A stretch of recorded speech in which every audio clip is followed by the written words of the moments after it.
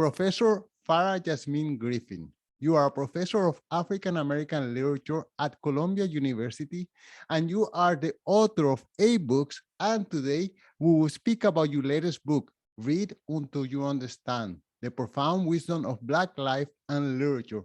Professor Griffin, thank you so much for being here with us today. Thank you so much for having me. So the first thing that I'm curious about, if you solve this puzzle, you will improve humanity by a tenfold. And I don't know how well you are, but you will be multi billionaire.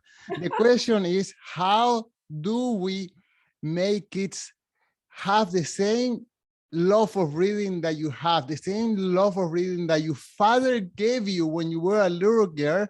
I feel like our humanity and society would be so much better if we all grab this love for reading that you had. So I don't expect you to have the answer, but can we start from there? Can you tell us about how is it that your father taught you to read, and not only to read, but the love of reading, which I think is even more important than just knowing your ABCs.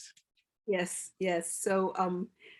My father, I think it was because my father was such a voracious reader, and I was a daddy's girl, and I loved being with him, and it was something that we shared was books. He'd read to me. Before I could actually read, he would read with me and to me. He got me a library card when I was 3 years old. So it was something that we did together. And I think because I associated this as something I did with someone who I loved and who loved me, I grew to love it as well. And I wanted to do it because he did it. And then lo and behold, I discovered that I actually loved it on my own as well. Okay, yes, but your father from was a welder. He wasn't a professor of literature like you are. He has calluses in his hand, and he came with a blue collar and full of sweat. So it's not yeah, it's not the, I would think someone like your father would go to the corner store, buy a 6-pack of beer and watch some TV just to relax that physical labor that he was doing. So I wonder now, I know where you get the love for reading, but how about your father himself? Where did he get those habits? So, I think he was a very gifted man. He was a self-taught man in many ways. I mean, he did have some formal education, and he did go get a 6-pack of beer on occasionally and drink his beer. But rather than turn on the television, which he often thought was a waste of time, unless it was sports, which he loved, he would read. He always had a book in his back pocket. And I don't think he was alone in that way. I think that there are working class people who do love to read, and he happened to be one of them. And there was a whole kind of culture of bookstores and libraries and paperback books primarily. That was his way of relaxing. It was what he enjoyed, and I think he had that habit as a boy even. Okay, and he said that he show his love by teaching or by teaching to read, but it's a two-way street. I mean, we can also show our love by willing to learn. And in that case, you were an eager student. You were not saying, Daddy, that's boring. I want to watch cartoons. You were asking for more, or I don't know how much resistance there was, but I take it that you enjoyed that reading and the teachings. And when he was teaching you the Constitution and whatever other historic facts there were, it takes two to have create this love relationship, teaching and learning. No, absolutely. I mean, I've always loved learning, very excited about it. I always loved school. Um, and so it was a good reciprocal relationship. I don't think every child in my family was as eager to learn as he was eager to teach them. That's true. But I also think, again, that it was about time spent with him and knowing that he would be proud of me if I shared something that I learned. I mean, I love the way I looked in his eyes when I learned something. And so I think that's why there was that reciprocity there. He also made it very interesting and very exciting. I mean, I loved cartoons and I loved television too. So he knew he had a lot to compete with, which is why he would give me these kind of dramatic tellings of history. They were never straightforward histories.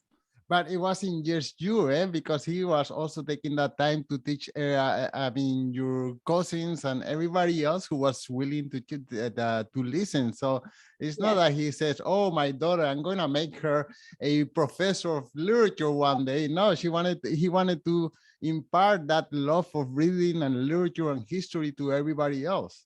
Everybody, I mean, everyone in my family of a certain generation, we learned to read and write because of him. Those of us who took to music learned to read music because of him. Wow. So he was teaching anybody who would sit down long enough to be taught. Okay, well, then my question remains, and I know you don't have the answer, but how would you encourage fathers to teach their kids the love of reading? Yeah, I think your kids will love what you love. I really do at a Mm. certain age. I mean, I think when they become a little older, they might rebel and they don't want to do the things that you do. But when they're very young, they will love what you love. And if you love baseball, they will love baseball. Mm. Um, if you love books, they will love books. If you love painting, they will love painting. They will love what you love and what they see you.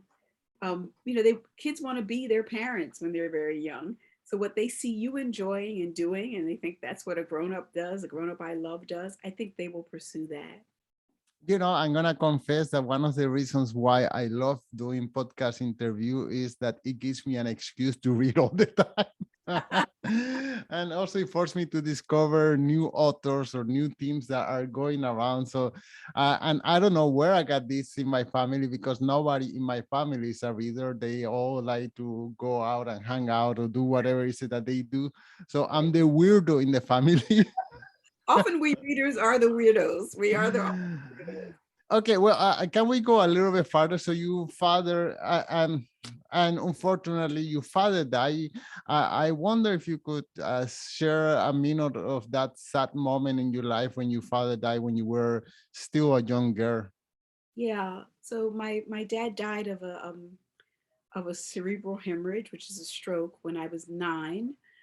He was only 45 at the time. Um, Unfortunately, we called the police to our home, and they didn't believe he was sick. They felt he was drunk. They had a stereotype. It's Friday night. He's an African American working class man. He's probably just drunk, they thought. And finally, when they did take him to the hospital, we discovered that he was having a stroke. He was not drunk. My mother and I knew that wasn't the case. He was having some kind of seizure. So we got him to the hospital, and I never saw him again. He never came back home. And I think that made me want to read even more, because he left all these books and he left me suddenly without explanation. And he left lots of books and lots of albums. And I was trying to discover him by reading what he left in the household. Okay, and then that's how somehow that transformed into the title of this book. So, can you tell us how, from beyond his grave, your father suggested the title of this book? Yeah. So my father used to buy me books all the time, and sometimes they were books that were, a little advanced for me. And one of them was it was a paperback book about Black history, and he wrote a note in pencil on the title page of that book, and he said, "Read this until you understand. You may not understand it at first, but ask your teacher, and if you just try to understand it, it will make me so happy. Just read until you understand." So that's where the title comes from. It comes from my father's note to me in a book. And do you remember, or do you care to share what is that paragraph that he wanted you to read until you understood? He wanted me to read the whole book, and it was a book called it was a book called Black Struggle, and it was a history of a kind of young adult, basically history of sort of Black political movements since abolition all the way through. And it was just one of those paperback books that was available in the late 60s, early 70s. So I remember it very well. I actually still have it. I've carried it with me all these years. Okay, well, there is this controversy that many books written by Black authors have been banned, and they tell important stories about the survival in the South, about the slavery period, about the Black struggle against segregation, so on and so forth. Why is it that they're banned? Is it that people are still uncomfortable with their own history, or maybe is it that they don't even want to know their own history and they want to suppress it or sweep it under the carpet? Maybe. I think that they want to suppress it. I think they're more than uncomfortable. They want to suppress it. It's as if knowing the truth will, not be a good thing when, but banning books is never good, no matter what the books are. I think that society should have access to everything that has been thought and written. And that's the true um, ideal of a free society. So when a society begins to want to ban books, um, that is an indication that it is no longer a free society. Because even if you disagree with what's in a book or you think it's not telling the truth, you have to read it and fight with it. You have to read it and debate. You have to read it and think critically. And so we're doing a disservice by banning books by Black authors or by any authors. I think those people who want to ban those books and that history are doing a disservice to themselves and their children. And right now, there are efforts in several states in the United States, Texas, Oklahoma, and I don't know which other ones, but to disband books by Black authors or books that may make them uncomfortable. So but history is not a fairy tale, and even fairy tale have the horrendous part in order to have that happy ending that is our evolving history. Absolutely. I mean, it's actually insane, and it's what I would also suggest is that when you begin to ban books by one group of people, it's only a matter of time before you ban books by others. Anything that is considered discomforting, and as you say, history is uncomfortable, and if you're going to be a thinking person, and if you're going to grow and actually be a citizen, then you have to be made uncomfortable. I'm made uncomfortable all the time. Um, and I almost want the things that I read to shake me up a little bit so that I can grow on the other side of it. Wow. Okay. Well, then you your father bequested all these books that you are reading in order to feel the presence of your father, reading side notes like Read Until You Understand and many other ones. Can you share with us how that translate into you becoming a professor? Sure. Well, I never thought I was going to become a professor. I didn't even know what being a professor was. I did want to be a writer.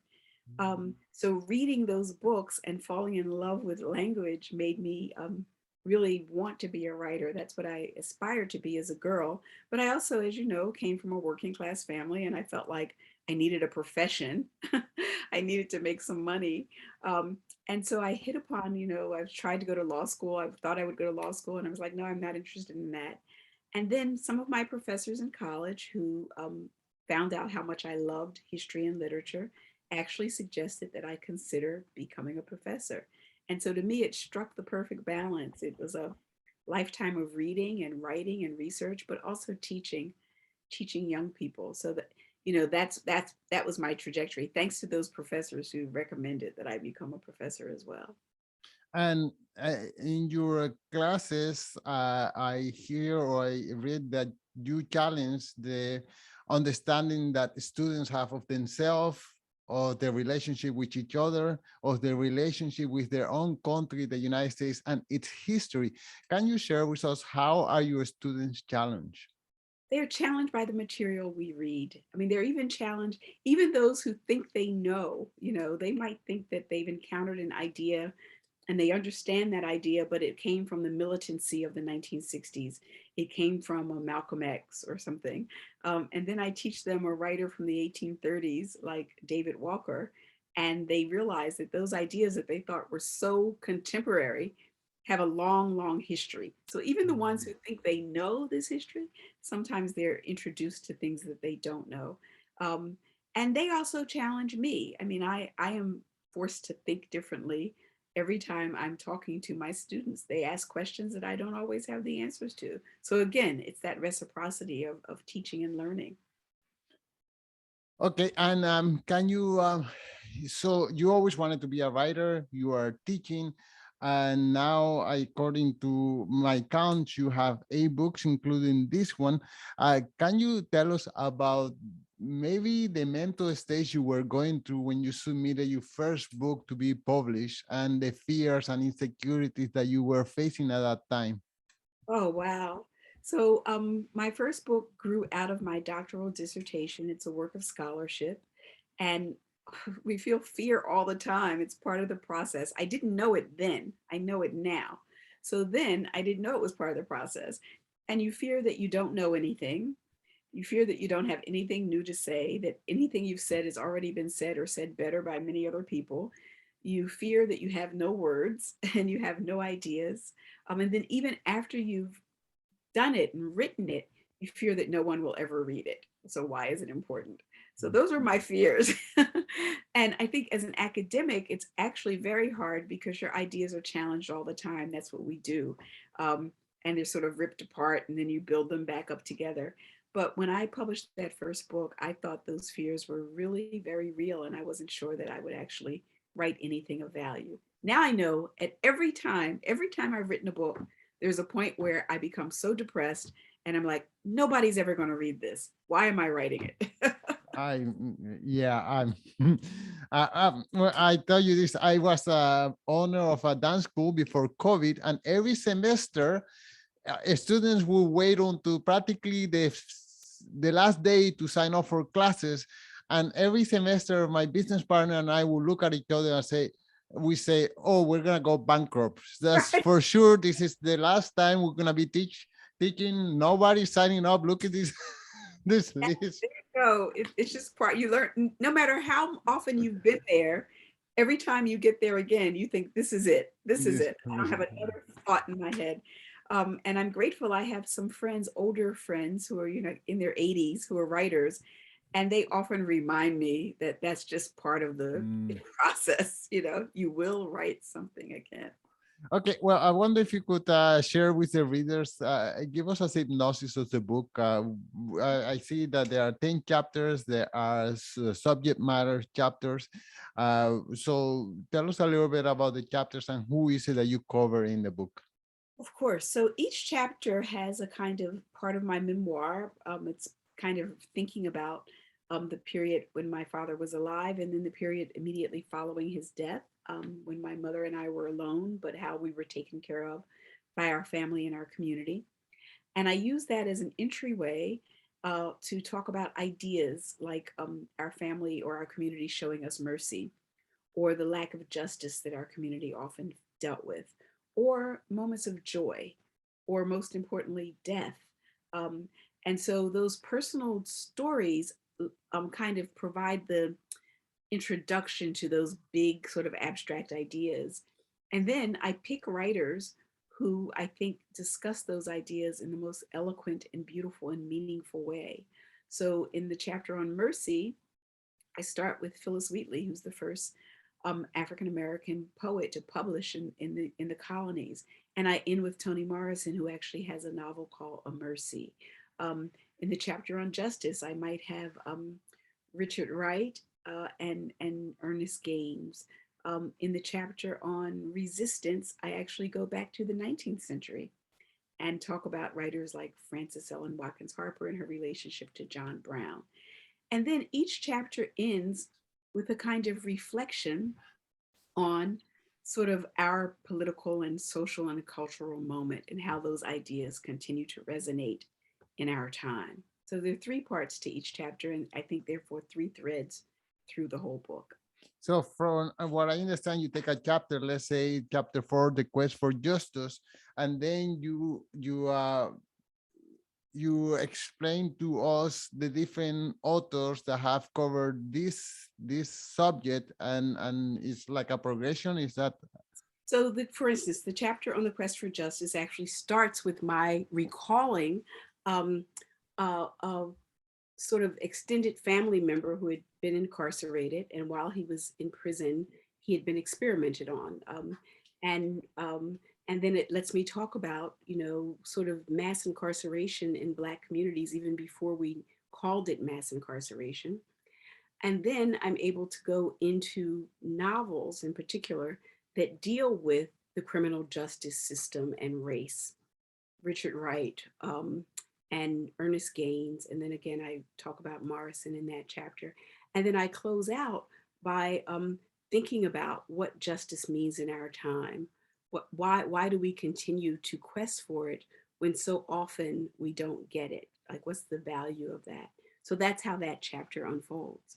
Wow. And okay, so can you maybe go a little bit deeper on chapter 5, rage and resistance, and maybe how citizens, not only of the United States, but of the world, I know that I participated in a work right here in Montreal, the rage that we felt when George Floyd was assassinated, and maybe the sense that we are all in this together, because at that moment I have picture in my Facebook profile that I'm walking and I have the police behind me, but we are a community, not just Black people, but everyone who felt the oppressions and who felt the rage of the injustice of the things that are going on in this world right now.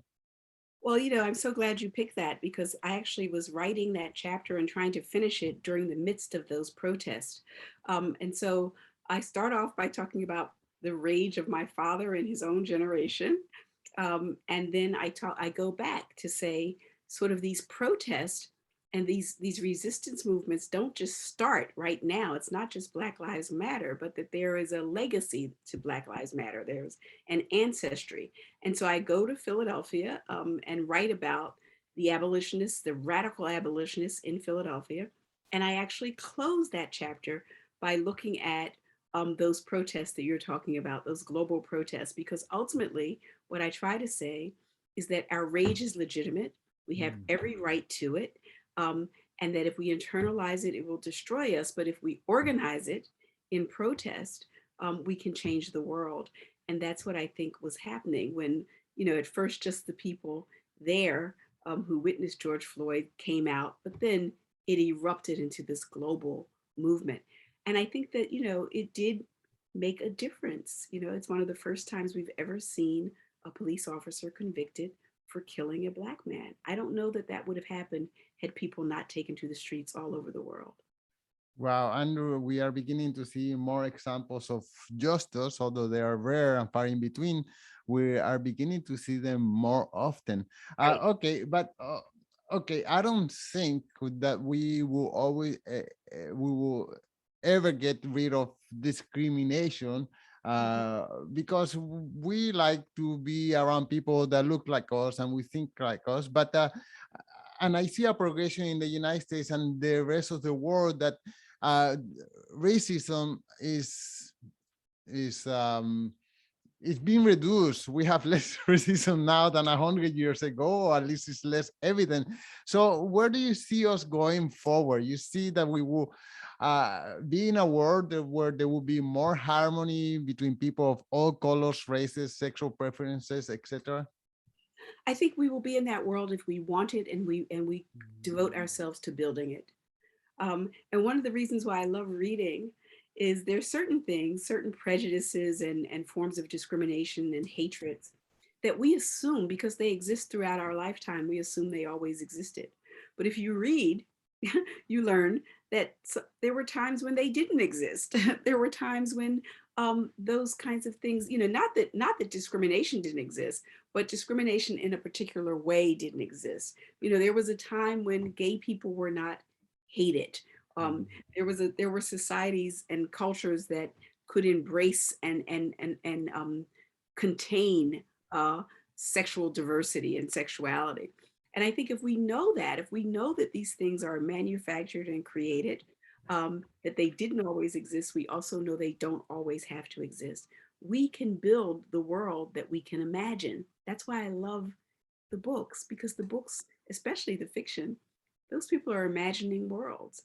And I think if we can imagine a world and devote ourselves to building it, we can build it. Okay, well, I'm going to take advantage that you are a professor of African American literature, and I'm going to ask you to give us a homework. Can you Okay. recommend, of course, we will talk about your book to close it off, but can you recommend 3 books that uh, everyone should read about African American literature, or have in our library to read in the next pandemic? So I would say anything by Toni Morrison, but if nothing else, Beloved, of her novels. But anything you pick up by Morrison is going to be worth doing. And if you read one, you won't just stop there. I love the writer Jessamine Ward. She's a contemporary new writer, and she writes both fiction and nonfiction. Salvage the Bones is one of her great books. And I actually going to go back to an older writer, Ernest Gaines, and I would recommend A Lesson Before Dying. And then finally, I've discovered a new writer myself just recently, and I'm loving her book. If you like historical fiction, this is a writer whose name is Kia Cawthorn, and she has a book called Moon and the Mars, and it's narrated by a little girl who's 7 years old, who's half Irish and half African American, growing up in 1850s New York. It's a wonderful, wonderful novel. So I'm reading it now, and I would recommend it, and I'm not even done yet. Um, wasn't Beloved by Toni Morrison banned at one time or in some Oh state yeah, or somewhere? they're always trying to ban it. They tried to they tried to ban it in Virginia recently. So it gets, yeah. I think that's the best. Here's a great list of books to read. Go to your library, ask the librarians, what are the books that people have tried to ban? Read those. Those are always good books. In my list of books that have been banned at one time or another, I have Beloved by Toni Morrison, The Color Purple by Alice Walker, Yes. The Blue Eyes by Toni Morrison, and I know the cage. I know why the cage bursting Maya by Angelou. yes. You can't go wrong if you read those books. Okay, but I thought we will tell the readers where they can go right, and that will be it by reading Read Until You Understand. Can you tell us one more time where can the listeners follow the work that you do, find your book, find your website? I don't know if you have social media. I do. So you can find my website. It's farahjasminegriffin.com. You can follow me on Instagram, Farah J. Griffin Books. You can follow me on Twitter as well. And my books should be available everywhere. At your local independent bookstore. And if you aren't anathema to Amazon, you can find them there. And there's a book website called books.org Mm. that will also sell the books from independent bookstores. So you can try there as well. And it has always been said, don't judge a book by its cover. But I had to tell you, the cover of your book is beautiful. Congratulations to the graphic artist that did that amazing work. Isn't it beautiful? I just love it so much. I feel so fortunate to have that cover. Professor Griffin, thank you so much for your time. Thank you for having me.